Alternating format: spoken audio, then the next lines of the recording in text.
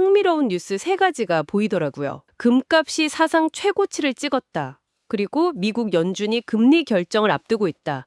마지막으로 빅테크 기업들이 실적을 발표한다. 이게 언뜻 보면 완전히 다른 이야기들인데 사실은 이게 다 한 줄기로 꿰어지는 이야기거든요. 맞아요. 그래서 저희의 오늘 임무는 이 세 가지 조각을 맞춰서 지금 시장의 큰 그림이 어떻게 돌아가고 있는지 그 거대한 톱니바퀴들이 어떻게 맞물려 있는지 함께 파헤쳐 보는 겁니다. 네, 정치적 결정이 시장의 공포를 만들고 그 공포가 중앙은행의 정책을 압박하고 그 와중에 기술 기업들은 또 자신들의 미래 가치를 증명해야 하는 아주 촘촘하게 얽힌 관계죠. 와, 정말 흥미롭네요. 오늘 이 자료를 제대로 한번 뜯어보면 지금 투자자들이 왜 잠 못 이루고 있는지 그 이유를 명확하게 알 수 있을 겁니다. 좋습니다. 그럼 그 공포의 진원지부터 한번 따라가 보죠. 자료 첫 페이지부터 아주 충격적인 숫자가 나오잖아요. 금값이 온스당 5,100달러를 사상 처음으로 돌파했다. 네, 5,100달러. 이건 그냥 오늘 금값 좀 올랐네 이런 수준이 아니죠. 자료에서는 거의 시장의 비상사태를 선포했다고 표현하던데요. 그렇죠. 이건 단순한 가격 상승이 아니라 일종의 경고등, 뭐랄까 사이렌이 울리고 있다고 봐야 합니다. 사이렌이요? 네. 그리고 중요한 건 왜 이런 일이 벌어졌냐는 건데 자료는 그 원인을 아주 명확하게 지목하고 있어요. 그 원인이 뭔가요? 바로 트럼프 행정부의 관세 폭탄 예고입니다. 또 관세 문제군요. 네. 한국산 자동차하고 제약 제품에 최대 25%의 관세를 부과하겠다. 이 소식 하나가 전 세계 금융시장을 그냥 얼어붙게 만든 거죠. 잠깐만요. 그러니까 이건 경제 전반이 나빠질 거라는 그런 막연한 불안감 때문이 아니라 특정 국가의 특정 산업을 겨냥한 아주 구체적인 정치적 행동 하나가 이런 패닉을 만들었다는 말씀이시죠? 바로 그 점이 핵심입니다. 투자자들이 가장 무서워하는 게 바로 예측 불가능성이거든요. 그렇죠. 근데 이런 갑작스러운 관세 정책은 그 불확실성의 거의 끝판왕인 셈이죠. 그러니 투자자들은 일단 위험한 주식시장 같은 곳에서 돈을 빼서 가장 원시적이고 확실하다고 믿는 금이라는 동굴 속으로 숨어 들어가는 겁니다. 일종의 피난처를 찾는 거군요. 맞습니다. 자료에 나온 은 가격 급등도 같은 맥락이에요. 은 가격이 하루 만에 10% 넘게 뛰었다는 건 10%나요? 네, 이 불안 심리가 일부 큰 손들만의 이야기가 아니라 시장 전반으로 아주 빠르게 퍼져나가고 있다는 강력한 증거입니다. 관세 전쟁이 불러온 공포라는 자료의 소제목이 그냥 나온 말이 아니었군요. 그렇죠. 거대한 저수지에 돌멩이 하나가 던져졌는데 그 파문이 전 세계로 퍼져나가는 그런 모습이죠. 이런 공포 분위기는 단순히 금값만 올려놓고 끝나진 않을 것 같은데요? 물론입니다. 시장의 이런 극심한 공포는 곧장 워싱턴 DC의 한 건물, 바로 연방준비제도, 즉 연준의 문을 두드리게 됩니다. 연준으로 바로 연결되는군요. 네, 투자자들이 느끼는 공포는 연준에게는 풀어야 할 가장 어려운 숙제가 되거든요. 금값이 보내는 이 경고가 중앙은행을 얼마나 곤란한 상황에 빠뜨리고 있는지가 바로 우리 다음 이야기의 핵심입니다. 자연스럽게 연준이 연주류 멍어무네요. 자료를 보니까 마침 오늘부터 미국 연방공개시장위원회 FOMC 회의가 시작된다고 합니다. 네, 시작되죠. 시장에서는 이번에도 금리가 연 3.75%로 동결될 거라고 다들 예상한다는데 사실 금리 동결은 이제 너무 뻔한 스토리 아닌가요? 맞습니다. 이제는 뉴스거리도 안 되죠. 근데 자료에서는 이 뻔한 예상이 중요한 게 아니라고 강조하고 있어요. 그렇죠. 모두가 금리 동결이라는 결과는 이미 다 알고 있습니다. 그럼 뭐가 중요한 거죠? 그래서 시장은 제롬 파월 연준 의장의 입만 쳐다보고 있는 겁니다. 발언이요? 네. 그가 기자회견에서 어떤 단어를 쓰고 어떤 뉘앙스로 말하는지에 따라서 시장이 천국과 지옥을 오갈 수 있기 때문이죠. 왜 그렇게까지 발언 하나하나에 민감하게 반응하는 걸까요? 왜냐? 아까 이야기했던 관세라는 변수 때문입니다.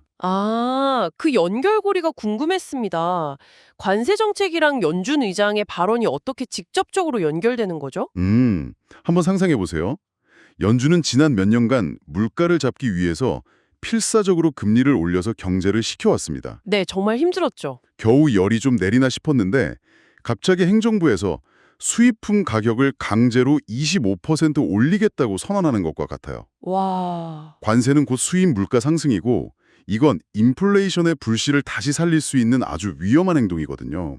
이건 정말 연준 입장에서는 뒤통수를 맞는 격이네요. 그렇죠. 자신들이 만든 정책이 아닌 외부 요인 때문에 다시 인플레이션과 싸워야 할 수도 있는 상황이니까요. 맞습니다. 이러면 연준의 독립성이라는 게 정말 시험대에 오르는 순간이겠습니다. 정확합니다. 연준은 지금 정치와 경제 사이에서 외줄타기를 하고 있는 겁니다. 그렇다고 행정부를 대놓고 비판할 수도 없고. 그렇다고 인플레이션 우려를 무시할 수도 없죠. 그래서 시장은 파월 의장이 이 난처한 상황을 어떻게 표현할지 숨죽여 지켜보고 있는 거예요. 만약에 좀 강경한 태도를 보인다면 어떻게 되나요? 만약 그가 조금이라도 금리 인하는 아직 멀었다는 식의 매파적인, 즉 강경한 태도를 보인다면 시장은 바로 반응할 겁니다. 그 반응이라는 게 결국 청취자분께도 직접적인 영향을 미치게 될 텐데요. 물론이죠. 자료에서 이 부분을 아주 현실적으로 짚어주고 있더군요. 바로 환율 문제요. 네, 가장 중요한 지점입니다. 만약 파월 의장이 매파적 발언을 해서 시장의 금리 인하 기대감에 찬물을 끼얹는다. 그러면 달러의 가치는 순식간에 치솟을 겁니다. 금리가 높게 유지될 거라는 기대 때문에요. 그렇죠. 더 오래 높은 금리를 유지한다면 안전한 달러에 돈이 몰릴 테니까요. 자료는 이때 원달러 환율이 다시 1,400원대를 위협할 수 있다고 경고합니다. 환율 1,400원, 생각만 해도 아찔한데요? 네. 이게 우리가 해외에서 물건을 사거나 해외여행을 가거나 유학자금을 보낼 때 전부 다 더 많은 돈을 내야 한다는 뜻이잖아요. 맞습니다. 결국 이게 수입 물가를 자극해서 우리 살림살이에도 직접적인 부담이 되는 거죠. 그래서 자료가 환율 변동성에 대비한 리스크 관리를 괜히 강조하는 게 아니군요. 네, 미국의 통화정책회의가 그냥 강 건너 불규경이 아니라 당장 우리 지갑에 영향을 미치는 현실적인 문제라는 걸 명확하게 보여주고 있는 거죠. 알겠습니다.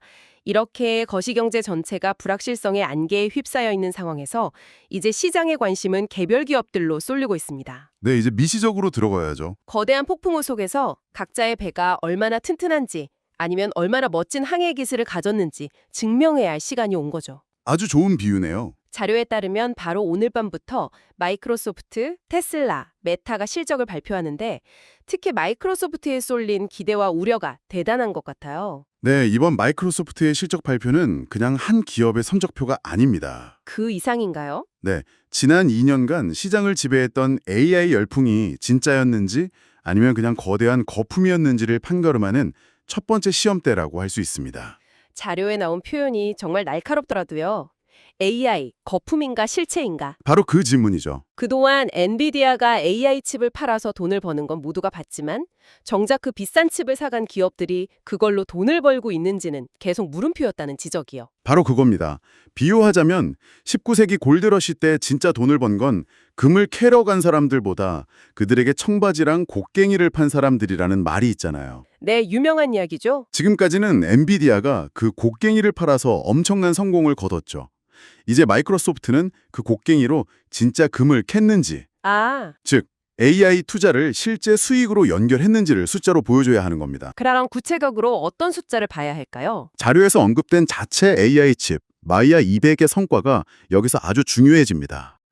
자체 칩 개발이 단순히 엔비디아 의존도를 줄이는 걸 넘어서 비용을 얼마나 효율적으로 줄이고 그걸로 만든 AI 서비스를 통해 매출을 얼마나 늘렸는지까지 증명해야 한다는 거군요. 맞습니다.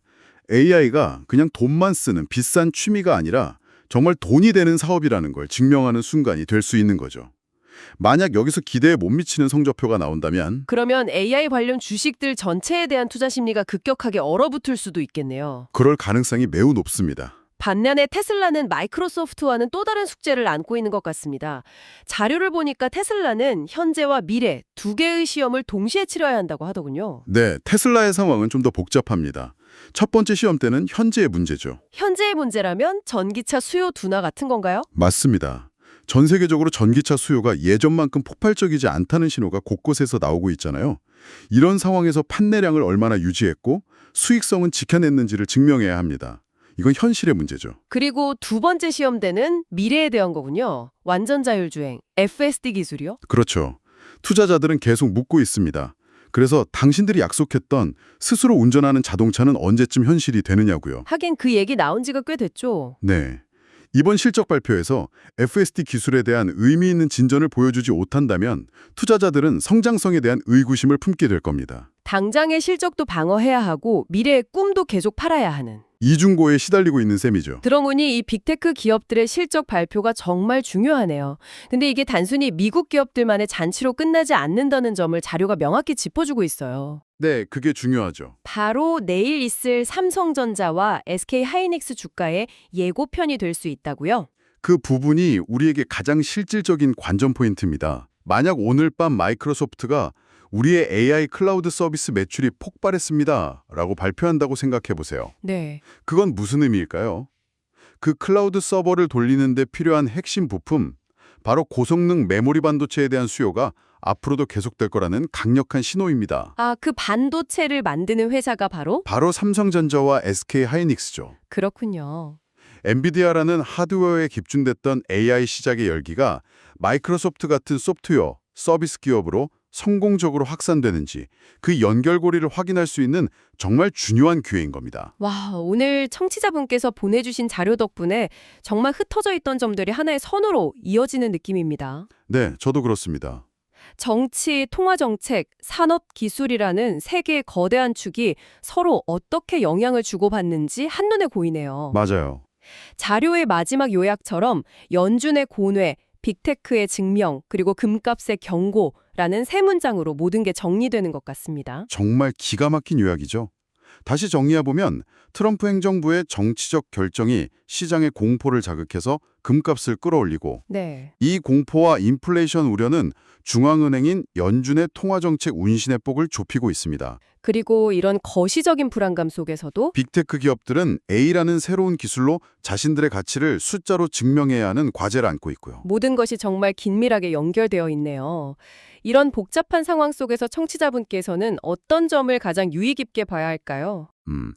자료가 마지막에 던지는 조언에 주목할 필요가 있습니다. 바로 방어적 투자 전략의 필요성입니다. 방어적 투자 전략이요? 네, 특히 관세 리스크는 한국처럼 수출 의존도가 높은 경제에는 직접적인 타격이 될 수밖에 없거든요. 그렇죠. 따라서 당분간은 공격적으로 위험 자산에 투자하기보다는 금이나 달러 같은 전통적인 안전자산의 비중을 일부 확보해서 포트폴리오의 안정성을 높이는 전략이 유효할 수 있다. 이런 아주 현실적인 조언을 해주고 있죠. 네, 오늘 분석이 시장의 큰 그림을 이해하고 또 실제적인 대응 전략을 세우는 데에도 도움이 되셨기를 바랍니다.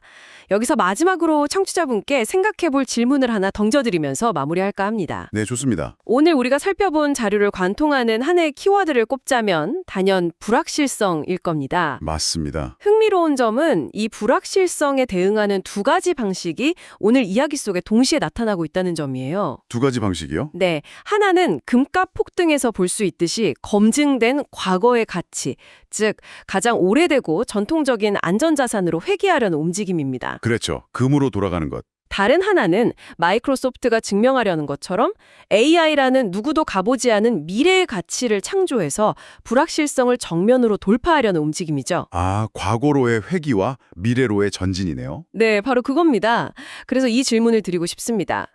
이처럼 불확실성이 시대를 지배할 때 우리를 지켜주는 진정한 안전함은 과거의 가치를 단단히 지키는 것에서 올까요?